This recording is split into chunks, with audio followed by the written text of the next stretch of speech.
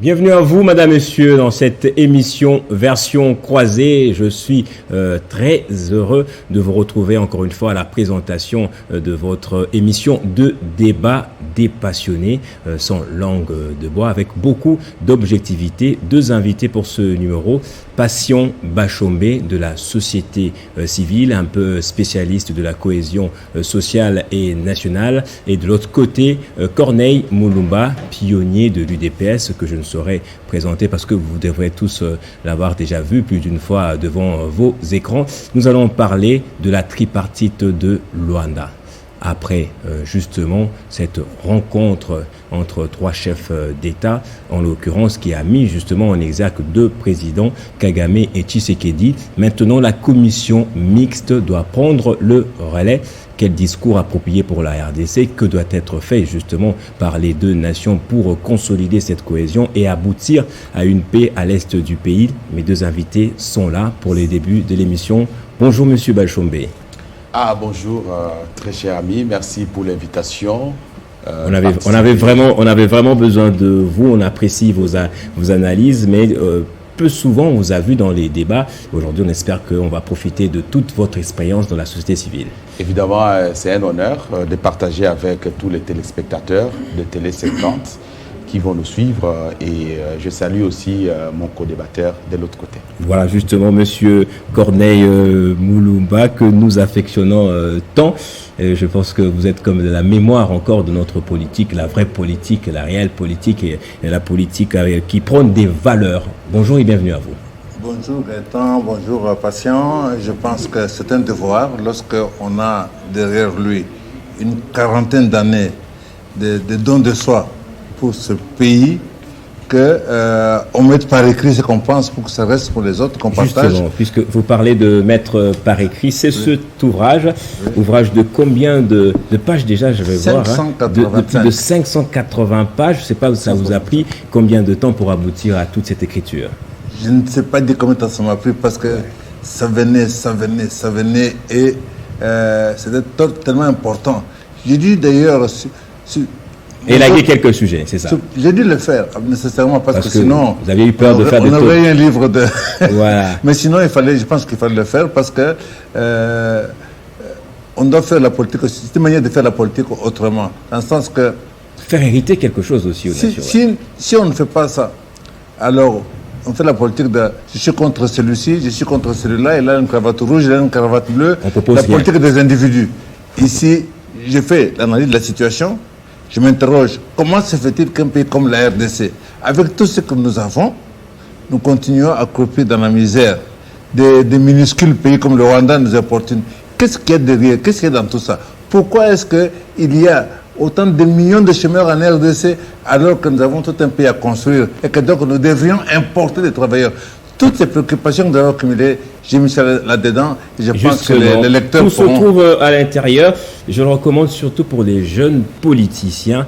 Je m'étais mis à la lecture et je ne voulais pas, en tout cas, m'y dégager. J'étais là en train de lire surtout la situation globale de la situation sécuritaire à l'est du pays, de la genèse jusqu'à ce jour, des partis impliqués, de ceux qui viennent mettre les bâtons dans le roue. Tout se trouve bien écrit ici avec des pays qui sont cités, je dirais, explicitement.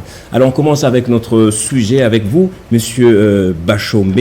Vous suivez de très près plutôt cette situation à l'est du pays avec le processus de Nairobi. Aujourd'hui, nous sommes à Luanda. La commission mixte RDC-Rwanda que vous devez connaître justement, qui va être remise en place justement pour les échanges cordiaux entre les deux pays. Est-ce que la RDC s'en sort bien jusqu'à ce jour dans les négociations, d'après vous? Merci beaucoup. Je dirais, contrairement à ce qui s'est dit dans les réseaux, je crois que ce sommet ou ce mini-sommet de Luanda était une victoire pour la RDC. Une victoire pour la RDC, étant donné que pour la toute première fois, nous avons pu démasquer de manière claire une certaine représentativité ou représentation du M23 par le chef, donc le président rwandais. Okay. Donc, on a indexé cette fois-ci le Rwanda. Toujours, évidemment, parce que bien que ça n'a pas été explicité de manière claire, mais par déduction, quelqu'un qui ne dirige pas une armée ne peut pas la représenter, ni prendre des engagements à sa place. Surtout qu'il a été dit qu'immédiatement, il y a cessation des hostilités sans condition, n'est-ce pas, de la part du M23, et qu'il devrait se retirer des positions, n'est-ce pas, occupées en RDC. Et un tel engagement pris par le chef d'État rwandais, je crois, a montré finalement que les M23 avaient un parrainage. Ce que nous avons toujours, en tant que société civile, décrié, même le gouvernement l'a décrié et l'a prouvé. Il y a plusieurs évidences qui ont plaidé, n'est-ce pas, en défaveur du Rwanda et en faveur de notre pays. Et aujourd'hui, c'est une avancée de notre, n'est-ce pas, de notre diplomatie. Parce que plus on indexe comme ça le Rwanda, ça veut dire que le seul ennemi, c'est lui là, c'est lui, Paul Kagame ainsi que son pays. Ben, écoutez, autour du Rwanda, nous savons qu'il y a toute une complicité au niveau régional et au niveau international. Mais souvent nous disons, et c'est vrai, qu'il s'agit d'un sous-traitant pour mettre le feu à l'Est afin de gagner ou de piller les ressources naturelles de notre pays. Ça, c'est évident. Mais maintenant qu'il y a des évidences pour ce faire, alors il y a quand même une évolution parce qu'il a représenté et il a parlé presque au nom du M23. Mais le M23 ne le reconnaît pas. On a vu, ils ont fait des communiqués chez Reuters. Le M23 dit ne pas reconnaître, n'est-ce pas, les engagements ou ce qui a été fait à Luanda. C'est tout à fait normal, mais moi je le mets sur le compte vraiment des soubresauts ou des enchères. C'est là que je mets cette position du M23. Mais rassurez-vous, il suffit que le président du Rwanda donne ordre au M23 de quitter. Ils vont quitter. Le M23 a été défait depuis 2013. Et ceux qui sont là... par qui maintenant? Ceux qui sont là, c'est pratiquement l'armée rwandaise. Et les preuves, il y en a, voyez-vous. Mais... Quand vous lisez même dans l'histoire, lorsqu'on a mis en place le RCD, CNDP, tous ces mouvements, ils ont toujours été représentés symboliquement visiblement par un Congolais. Mais en réalité, ce n'est pas le Congolais. Nous savons ce qu'il y a derrière. Donc, on ne peut pas nier le fait que ceux qui attaquent ou agressent la RDC, c'est le Rwanda et leurs acolytes. Alors, quand vous avez été au Sud Kivu en tant que président de la société civile, vous avez eu à documenter ces genres de choses, d'agressions sous couvert justement du Rwanda et fournir au gouvernement des preuves aussi? Mais ça ne commence pas aujourd'hui. Oui. Hein? À plusieurs occasions, on a pris des militaires rwandais sur le sol congolais. Ce n'est un secret pour personne. Et ça n'a pas commencé seulement lors de ces attaques. Le gouvernement a présenté des militaires rwandais devant toute la communauté internationale. On les a remis, la bonne foi du Congo. Et c'est là que je voudrais quand même relever quelques observations ici, quelques considérations en rapport avec ce qui s'est passé effectivement à Luanda. Parce que la première chose, c'est que le Rwanda s'est démasqué. Je vais d'en parler. Oui. La deuxième chose, c'est que le Rwanda n'a jamais été de bonne foi. Il n'est jamais de bonne foi. Et la preuve, c'est la réaction du M23 le même jour ou au lendemain de ces sommets. Il n'est jamais de bonne foi. La troisième chose, c'est qu'il faut que l'on considère la diplomatie, je dirais, à la deuxième position. Mais que le muscle, n'est-ce pas, de force, donc l'armée et la force soient mises à première position. Il faut négocier avec ces gens tout en les frappant.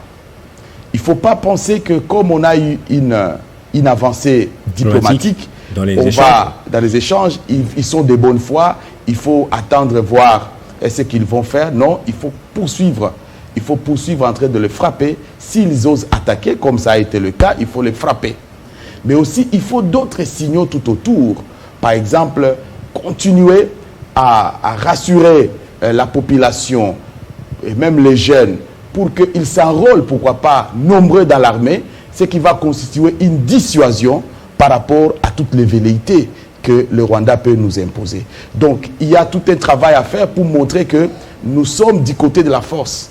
Et la diplomatie vient s'ajouter à côté. D'ailleurs, nous, la société civile, nous avons aussi un mécanisme de diplomatie de la société civile.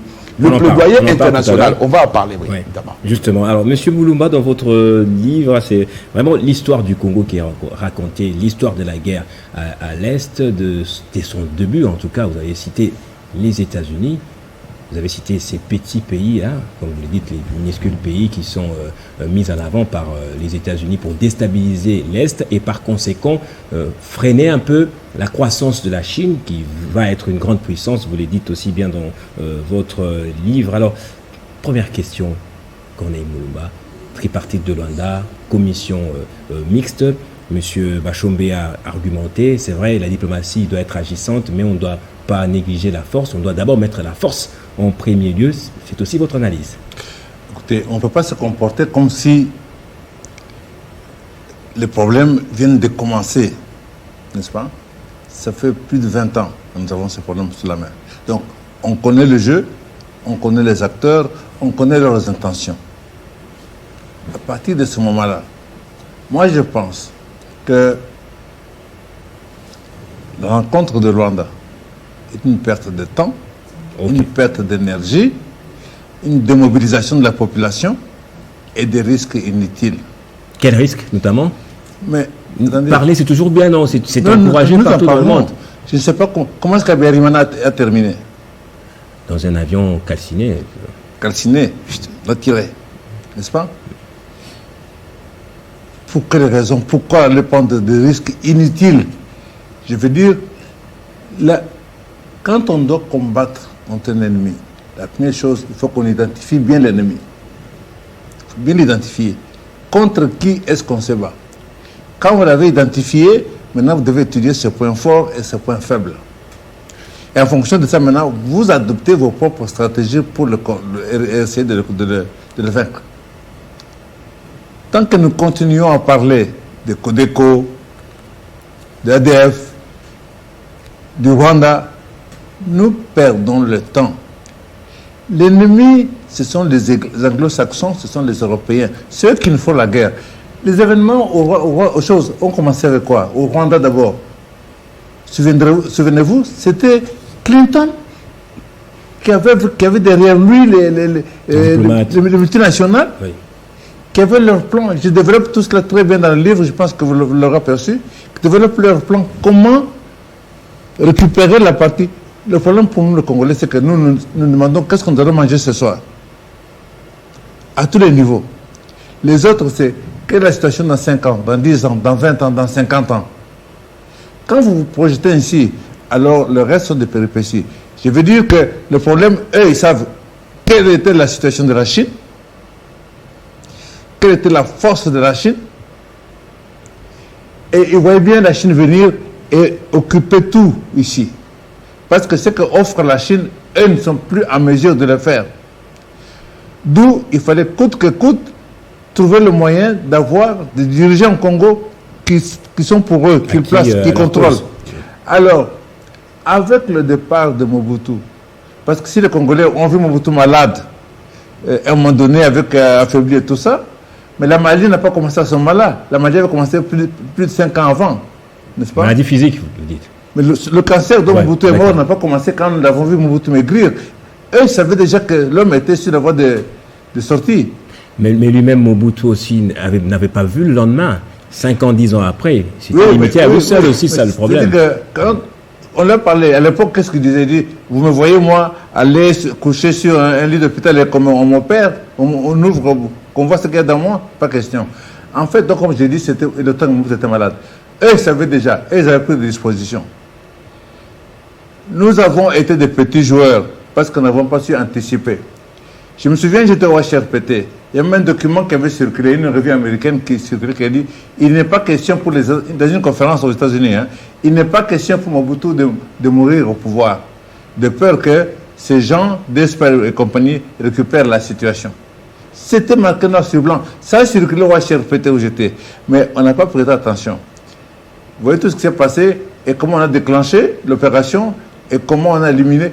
L'élimination de Biramana faisait partie d'un programme. Un long plan, je l'ai dit dans le livre. J'en parle, ça faisait partie d'un plan. Donc, de récupérer la partie Est, d'installer en RDC, donc, de fait de Kagame, en fait, Kagame qui a été formé militairement aux États-Unis, c'était leur homme pour contrôler la région de l'Afrique centrale. À partir de là, ce que nous vivons n'est que des péripéties. Quand nous avons compris que ce sont des Occidentaux qui sont derrière, identifier l'ennemi, de quelles sont ses forces, quelles sont ses faiblesses. Ces forces, ils ont les armes, ils ont les médias, ils ont tout ça. Mais leur faiblesse, c'est qu'ils ont chez eux, ils ont aussi la démocratie. N'est-ce pas? Oui, comment affronter justement cet ennemi qu'on a identifié? Voilà, qu'on a identifié. Ils ont leur talon d'Achille, c'est la démocratie. C'est la société civile de chez eux. N'est-ce pas? Donc, moi je propose ceci. Ce n'est pas aller dans tous ces sommets. Quelques mesures directes. Aujourd'hui, là, que le gouvernement se réunisse et décide. On envoie 50 000 militaires congolais dans la partie est du pays, et particulièrement dans le nord Kivu et l'Ituri. 50 000. Ça, c'est nous, ça ne dépend pas des étrangers, c'est nous qui décidons, n'est-ce pas? Première chose. Deuxième chose, on cherche un général, un patriote du genre général François Olenga. On le nomme Premier ministre.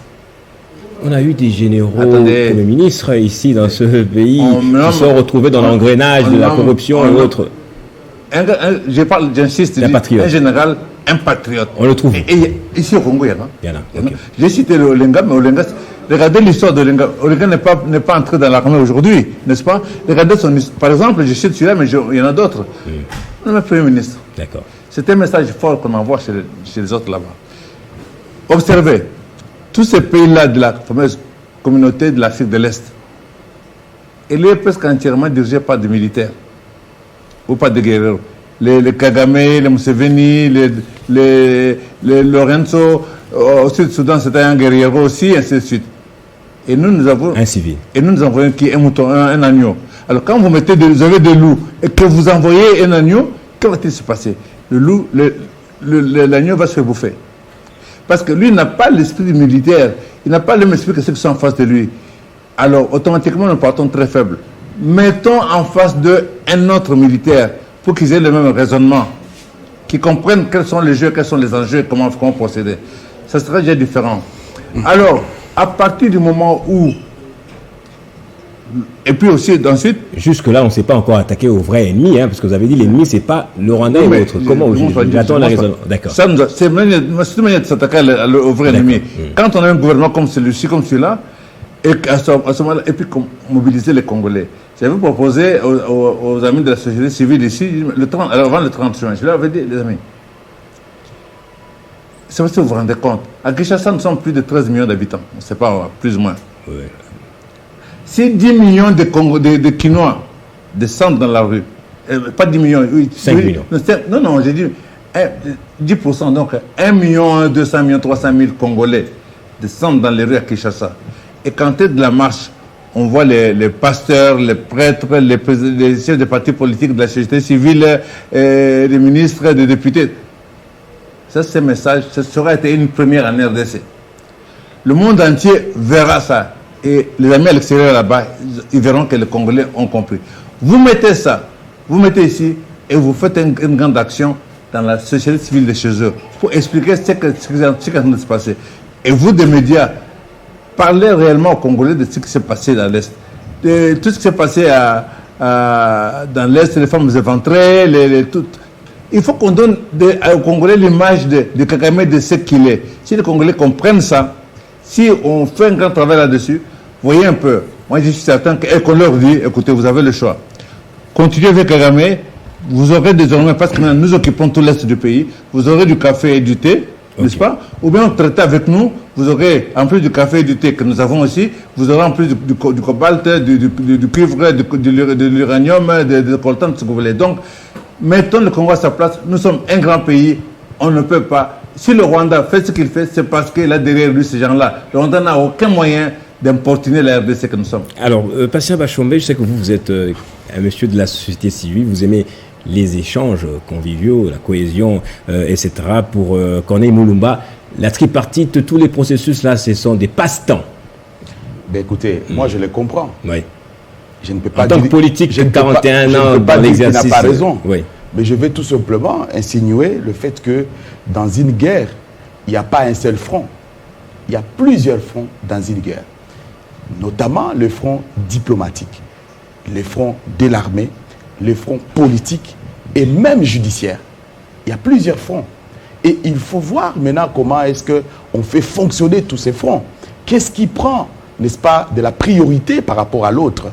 J'ai suivi quand il parle de généraux qui dirigent, évidemment, tous presque sont venus des maquis, que ce soit le président Kagame, que ce soit même le président burundais, que ce soit tous les présidents, évidemment, oui. Mais écoutez, nous, la RDC, nous sommes aujourd'hui une démocratie, un modèle dans la région. Rassurez-vous, après la première alternance au pays, c'est un modèle que nous constituons. Parce que tous ces gens, nous savons qu'au Rwanda, il n'y a pas ouverture de l'espace politique. Ça, c'est clair. C'est vraiment une monarchie qui gère. Et ça ne dérange pas les Occidentaux. Ça ne dérange pas pour eux. Et c'est là que j'étais d'accord avec Corneille, le doyen Corneille Mulumba. Il disait qu'il y a une faiblesse à ce niveau-là par rapport à ceux qui utilisent Kagame. Ça, c'est vrai. Parce que ce n'est pas un pays démocratique. Et rappelez-vous, lorsqu'il a été question d'envoyer les migrants au Rwanda, mais le Conseil, n'est-ce pas, européen a dit non, le Rwanda, ce n'est pas un pays modèle dans la démocratie et voilà, droit de l'homme. Je pense que nous, en RDC, nous devons comprendre une chose. Nous devons comprendre que nous devons nous battre, mais à tous les fronts. J'ai vu, par exemple, le docteur Mukwege revenir sur la question des mappings. Voilà un front sur lequel le gouvernement doit aussi tenir. Parce que ça fait mal au Rwanda. Et vous voyez que pendant ces temps, le président rwandais est très agité. C'est souvent un homme qui ne parle pas trop. Mais il y a les taux qui se resserrent sur lui. Ces derniers temps, il parle trop. Ces derniers temps, il parle trop. Et rassurez-vous, c'est parce qu'il y a l'étau qui se resserre sur lui. Il y a des gens qui l'utilisent. Mais le Congo est capable de traiter avec ces multinationales sans avoir besoin d'un sous-traitant. C'est-à-dire, si on l'utilise pour piller les ressources naturelles de notre pays, je vous dis, moi je viens du Nord Kivu, du Sud Kivu, il y a 1 mois et demi. Et je peux vous assurer, j'ai été avec un Polonais qui venait du Rwanda et qui a mis une fonderie au Rwanda. Et depuis qu'on a mis en place l'état de siège, ils ont difficile à accéder aux ressources. Ils ont difficile. Ah bon? Ah oui, je te donne cette information. Vous êtes la première personne à dire comme ça. Et puis, moi, j'étais parmi ceux qui ont critiqué sévèrement l'état de siège. Mais cet aspect que j'ai vécu moi-même m'a convaincu pour dire, je comprends les raisons pour lesquelles il y a eu, n'est-ce pas, cette résurgence du M23 et de tous leurs acolytes. Mais M. Mulumba m'a dit que vous, la société civile, à force de rechercher les petites cacahuètes, l'argent ici et là, vous n'avez plus cette force mobilisatrice. Il y a aussi le front de la population. Vous pouvez aussi mobiliser la population, montrer que nous avons un mot à dire et la population peut suivre derrière. La population a montré, la population s'est exprimée. Je crois que tous les Congolais ont été vraiment autour, n'est-ce pas, derrière, voulais-je dire. Elle est lasse maintenant, la population. C'est vrai, il n'y a pas eu de mouvements qui ont rassemblé plus d'1 million de personnes, ça c'est vrai, mais on a senti qu'il y avait un soutien, et il y a un soutien fort de toute la population. Et c'est là que je voudrais dire que nous, la société civile, et il a raison, nous sommes en train, n'est-ce pas, de travailler pour activer notre mécanisme de diplomatie internationale, c'est-à-dire le plaidoyer, pour aller réveiller nos collègues de la société civile dans tous ces états dont il a parlé, pour leur dire voici la vraie situation. Nous y allons avec des photos. Et je crois qu'il y en a même dans le livre de doyen. Nous allons avec des photos que nous avons, des femmes, tout. Ça fait 25 ans, un quart de siècle. Un quart de siècle que le pays est en train de connaître des hostilités, des massacres, des violences et tout ce que nous connaissons. Donc, il y a lieu d'aller non seulement porter la voix de la société civile, mais aussi de toutes ces femmes de tous ces enfants et soutenir l'effort du gouvernement par rapport, n'est-ce pas, à cette guerre qu'on nous impose injustement. Monsieur Mulumba, Pasteur Bacham me dit qu'il y a plusieurs fronts. Il a même ajouté le front judiciaire. Quand on parle de front judiciaire, donc il faut justement incriminer aussi ceux qui s'attaquent directement à nos populations, notamment aux enfants. Là, ça équivaudrait à parler du Rwanda directement. Vous dites qu'il faut mettre entre parenthèses le problème Rwanda, mais s'attaquer directement à tous ceux qui sont derrière lui. Mon problème est celui-ci. Oui.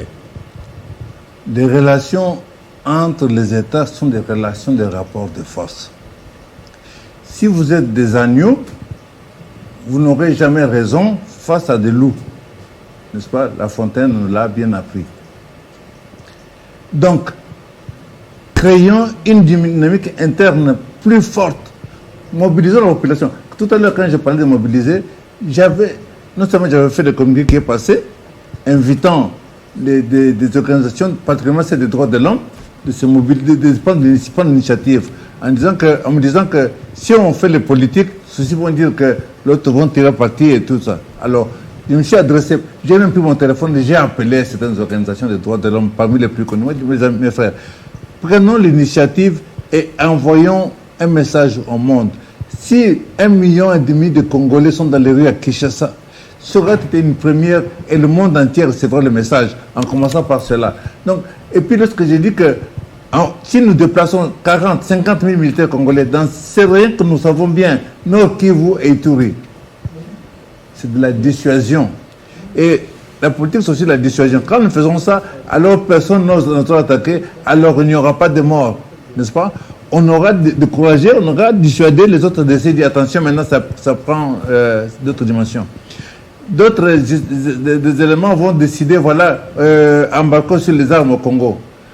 Et moi, je dis que... On n'a pas d'armes. Je dis que aucun pays au monde ne peut nous interdire de nous approvisionner en armes. Il s'agit de notre vie. Et la vie des autres ne vaut pas mieux que la nôtre. Nous avons nos minéraux, utilisons-les pour nous procurer les armes. Nous devons nous équiper. Nous devons, mon frère avait parlé de mobiliser. Oui, mobilisons. Obligeons, même pas obligés, obligatoirement, me dire par exemple que tous ceux qui terminent l'école secondaire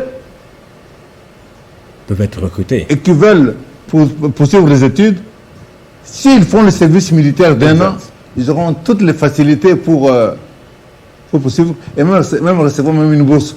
Tous ceux qui terminent l'université pour trouver du travail, s'ils ont fait le service militaire, ils sont privilégiés. On crée des conditions, vous comprenez? Donc pour moi, la diplomatie, c'est une rapport de force. Le Rwanda, le missile qui a abattu l'avion de Biarimana n'est pas tombé dans l'océan, il est tombé sur la terre ferme, on l'a ramassé. La boîte noire est aux États-Unis, n'est-ce pas? Vous croyez pourquoi on ne livre pas? Parce que tout est dedans, n'est-ce pas? Il y a eu les événements de Kisangani. Pourquoi est-ce qu'on ne poursuit pas le Rwanda? C'est un problème de rapport de force. Créons des rapports de force, ce n'est que ça qui compte. À ce moment-là, le judiciaire va se faire, tout le reste va se faire. Alors, donc, vous prenez la force d'abord, et les autres ne seront que des péripéties, c'est les mots que vous employez. Et vous dites dans votre livre, oui, Monsieur Mulumba, que nous devons faire de notre armée une armée de développement, oui, notamment une armée comme instrument pour bâtir la nation congolaise, en créant aussi une force spéciale. On n'en a pas. Oui. Nous n'avons pas des réservistes, oui, de la nation, oui, malheureusement. Oui. Et vous dites qu'on doit aussi avoir des établissements scolaires et sanitaires, oui, dédiés à l'armée, en leur dévouant aussi quelques privilèges. C'est ça la force que vous évoquez. Mais ça, je veux dire quoi? La Corée du Nord compte 25 millions d'habitants. La Corée du Nord a une armée de 1 250 000 soldats, plus de 5 millions de réservistes. Je pense que la RDC doit avoir au moins une armée de 3 millions de militaires, plus les réservistes, hein, tout le reste. C'est minimum pour un pays continent comme le nôtre. Maintenant, faisons de l'armée un modèle. Les 3 millions ne sont pas nécessairement des forces combattantes, ils ont toute la formation militaire. Mais on aurait là-dedans, bien sûr, les forces combattantes. On a un centre de formation de Kotakoli. Combien de commandos nous formons par mois? Parce que, même par trimestre, parce que la guerre de basse intensité qu'on fait, ce n'est pas avec des chars de combat ou bien avec des avions de chasse qu'on le fait, c'est avec des commandos. Nous formons combien de commandos? Nous formons combien de parachutistes? Nous avons combien d'hélicoptères dans le pays? Nos minéraux, là, on marche dessus, on ne les mange pas. On doit les utiliser pour s'approvisionner, ainsi de suite. Monsieur Moulouma, le fait est que nous sommes maintenant à Luanda. Bientôt, il y aura cette rencontre dans la commission mixte. Ce que vous dites, c'est bien beau, mais il faut négocier puisqu'on a déjà commencé cela. Non, on peut arrêter. On peut repousser le chemin. On peut arrêter, on peut dire, nous stoppons. En même temps que nous stoppons, que le président de la République vienne à la télévision, il dit, nous stoppons ça. C'est tout, comme discours qu'il peut dire. Non, nous stoppons ça. Je nomme Général François Olenga, Premier ministre. Je nomme Général Kalume, ministre de la Défense. Je nomme Général, je cite des noms comme ça, Général Etumba, ministre de l'Intérieur. Ah, les gens vont dire, comme on dit en lingala, à Siliki. Tu vois, vous comprenez un peu. Nous devons envoyer un message à la population. Mais ça a été fait, je dirais, au niveau provincial, parce qu'une province, c'est comme un État aussi, en miniature, justement. Il y a des gouverneurs, il y a des vice-gouverneurs, et même dans les instances judiciaires, je pense qu'il y avait aussi des militaires partout, là-bas, des nations militarisées, cette province ou cette région de la RDC jusqu'à aujourd'hui. En dehors peut-être de celles cas évoqués par M. Bachombe, on ne voit pas les fruits escomptés. Non, parce que ce n'est pas ce qu'il fallait faire. Nous, les pionniers de l'UDPS, on avait fait, depuis 2016-2017, on avait fait une conférence de presse tenue ici au centre d'handicapés, où nous prenions la nécessité de mettre en place un état de siège. Nous l'avons défendu.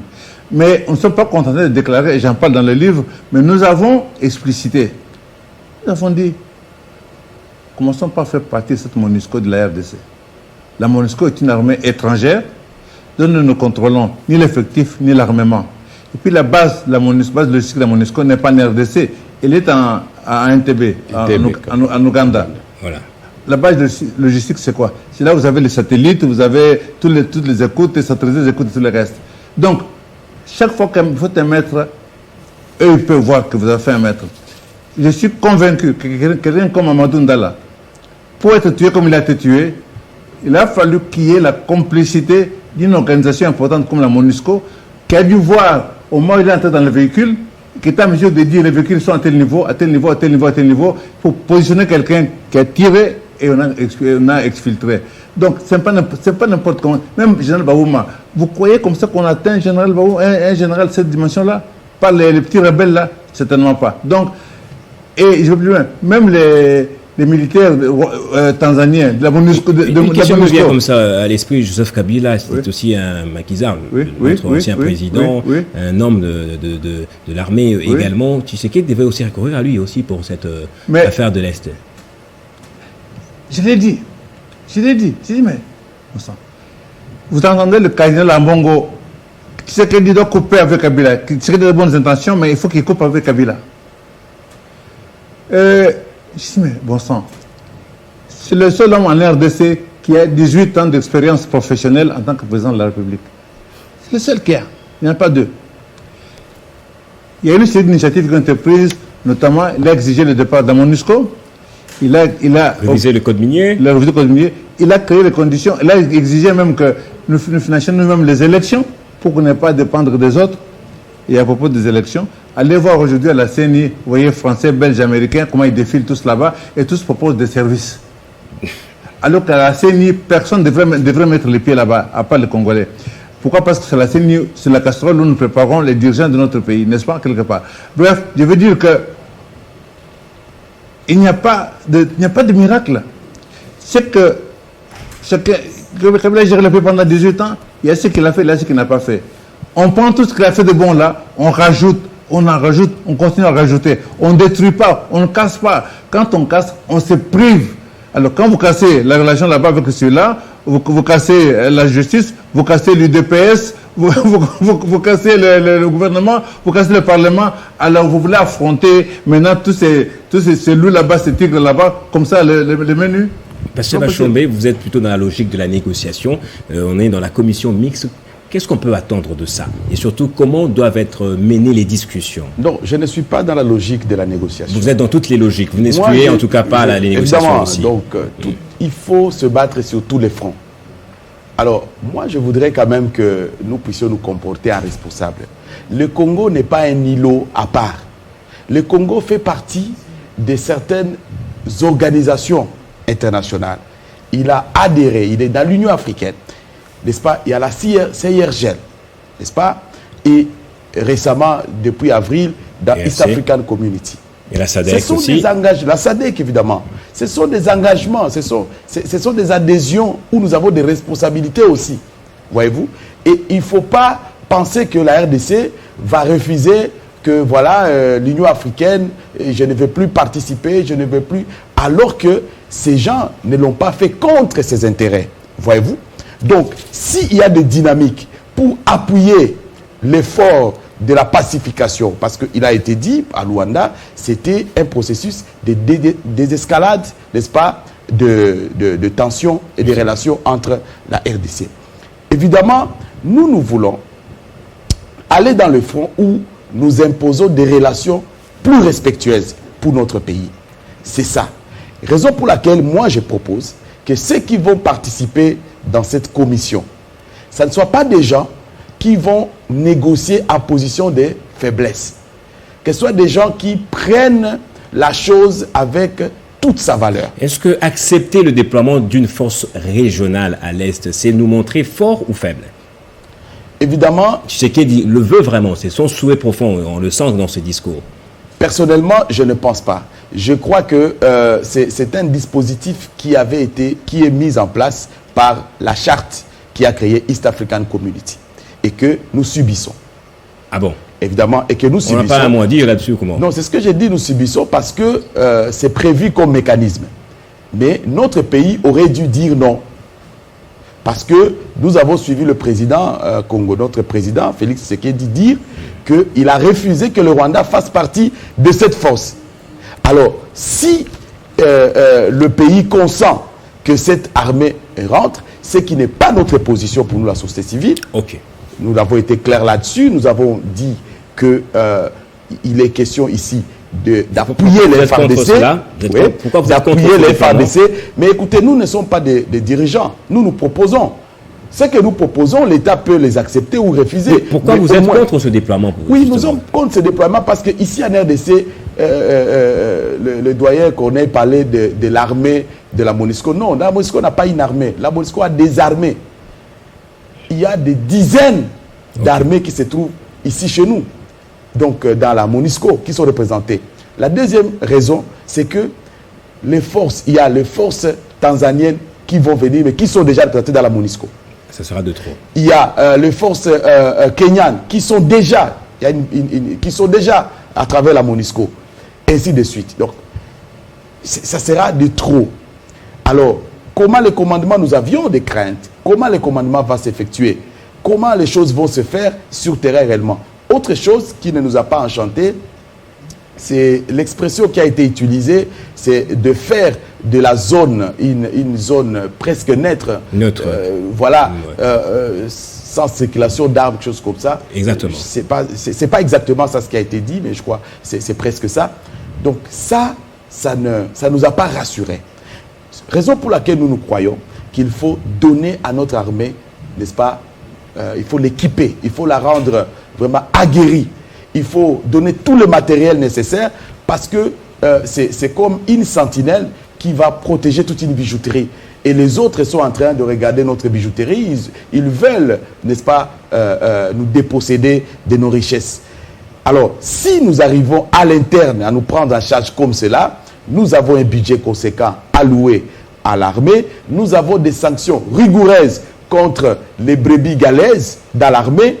Nous arrivons à dénicher les infiltrés. Évidemment, jusqu'à une réforme à profondeur. On a même parlé d'une brigade spéciale, n'est-ce pas, et qui peut rester tout au long de nos frontières en train de surveiller, n'est-ce pas. Il faut aussi le matériel de surveillance des frontières. Ça coûte énormément cher, mais il faut y arriver. Il faut arriver à les avoir. Donc, je pense que si notre commission, que dis-je, nos représentants dans cette commission mixte prennent les choses vraiment à leur juste valeur et comprennent qu'ils sont des... Qui doivent être là, justement. J'ai reçu récemment quelqu'un de la société civile, M. Boss Singoma, Danny Boss Singoma, qui a dit qui a fait justement une sorte de plaidoirie pour que la société civile se retrouve aussi là-dedans. Ben oui, parce que nous devons nous rassurer s'il n'y a pas de combine derrière. Voyez-vous, bon? Oui. Parce que souvent, lorsqu'on envoie des Congolais, certains Congolais pour nous représenter dans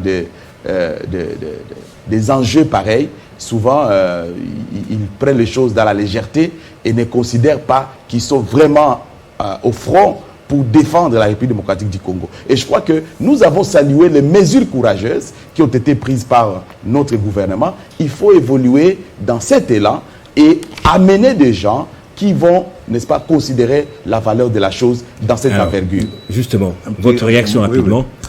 C'est ça que vous avez dit, pas d'armée étrangère. C'est une erreur grave, voire gravissime, d'aller engager notre pays dans cette histoire de East African Community, qui est composée que des ennemis de la RDC, pratiquement. D'abord, le président de la République va ici l'adhésion.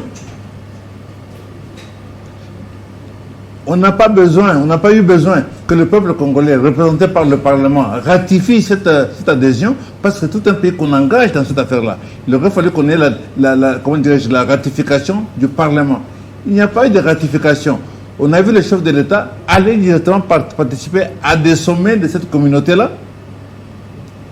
Et puis pourquoi ça se fait précipitamment comme ça? Il y a des dessous des cartes. Pour quelle raison? C'est l'insécurité que nous créons. Et après ça, on décide là-bas que les militaires de ce pays vont venir pour combattre qui? Les Codeco, les ADF, et tout ça. Ça n'a aucun sens. Mais maintenant que nous y sommes déjà. Est-ce qu'on a sincèrement, que tous ces militaires... D'ailleurs, le chef du Soudan, il a l'équivalent de la MONUSCO chez lui pour sa sécurité. Mais tout d'envoyer des soldats ici. Il peut nous envoyer un contingent quand même. C'est une erreur grave. Nous ne pouvons pas accepter que notre pays soit là-dedans. Si le Congo est encore entier aujourd'hui, c'est grâce à la SADC. C'est la SADC qui a dépêché ici ces troupes, ces militaires sont morts sur notre sol pour que le Congo reste entier. Pendant que les troupes de l'Est Afrique, mais travailler avec les Américains pour nous arracher cet espace. Aujourd'hui, nous parlons, s'il n'y avait pas eu d'intervention de la SADC, tous seraient partis là-bas pratiquement. Parce que tous étaient coalisés, le Rwanda, l'Ouganda et compagnie, pour ça. Donc, nous n'avons rien à voir avec ces gens-là. Nous ne devons pas y avoir cette commission mixte. Dernière réaction, parce que c'est la fin de l'émission. Cette commission mixte ne doit pas avoir lieu avec ces gens-là parce que nous n'avons rien à voir. Concentrons-nous sur notre renforcement interne, armé, mobilisons la population.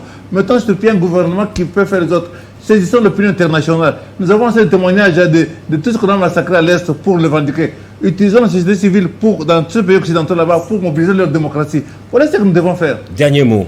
Oui, 30 secondes, s'il vous plaît. Moi, je crois que effectivement, notre pays est en train de s'assumer.